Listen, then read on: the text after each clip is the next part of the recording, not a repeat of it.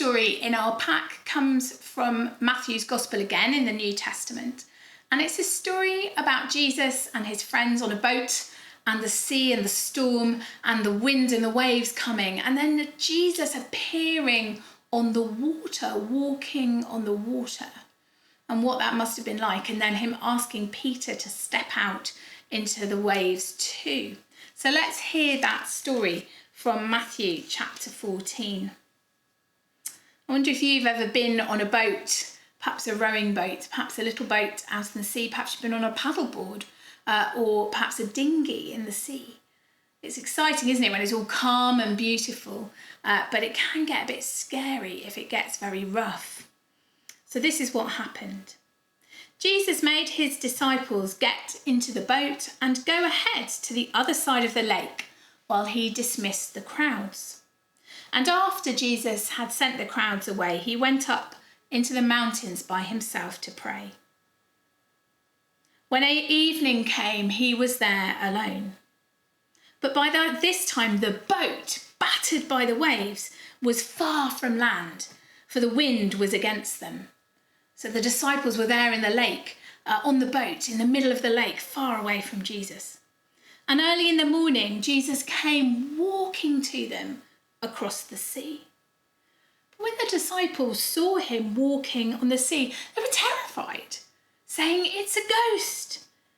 And then they cried out in fear, but immediately Jesus spoke to them and said, "Take heart, it's I, it's me, don't be afraid."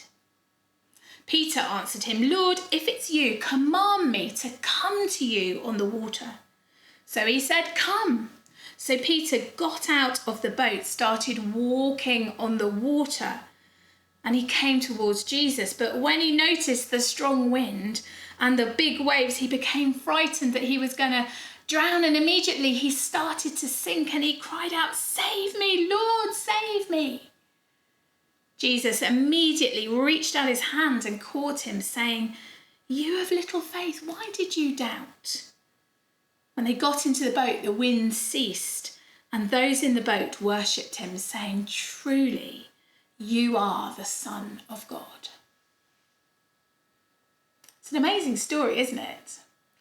It's a story about being afraid, and Jesus saying you don't need to be afraid.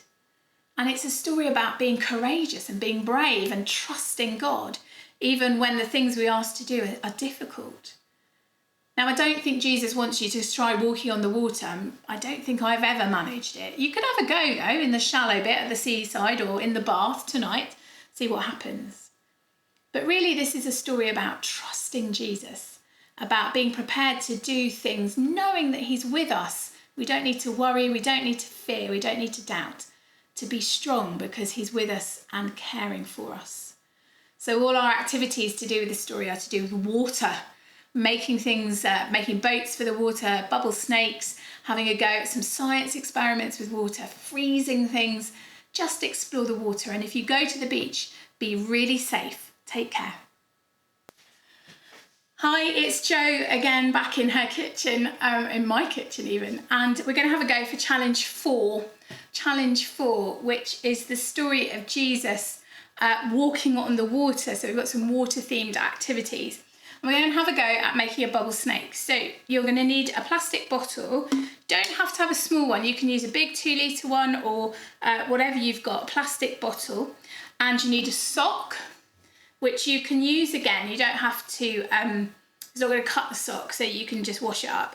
And then you'll need some water and some washing up liquid. Okay, so first job is to cut. Now, you might need a grown-up to help you here, is to cut off the bottom of the plastic bottle, okay, because you need to put the sock over the bottom. So you've cut off the bottom, and careful because it can be a bit sharp. Right, then you get your sock and you put it over the bottom of the bottle, and it will cover, it's fine, it can cover right up, and you can just fold it down, and it doesn't seem to bend the bottle, which is great, okay? Right, so then you've got some water. When I was setting this up, I completely forgot I'd put the water already in the bowl, and I managed to tip it everywhere. And just put a little bit of washing up liquid, or quite a lot of washing up liquid. And you can give it a stir, but you don't want to make it too bubbly, I don't think. Now, I'm not sure if I've got enough water in there, whether I've got enough water or too much water. We'll have a go. So then you soak your bottom of your sock in the water, okay? And then as you blow, there we go. We're starting to make a bubble snake. It looks great. Oh my gosh, how long can you make your bubble snake? Oh, it's amazing. There we go. Keep going. Now you can see why you're going to need to do this outside or in the kitchen or standing in the bath, and you please check with a grown-up before you do this that they're happy. But if you're outside, it's going to be fine, not going to get too wet. And you can keep blowing and see how long your bubble snake can get. Now, we did this once at After School Club, and I have vivid memories of someone standing on a chair trying to make a big kind of beard of bubbles, and he managed to get it very long. But there you go, have fun with your bubble snake. And when you've made a bubble snake, take a picture and send it to us. Have fun.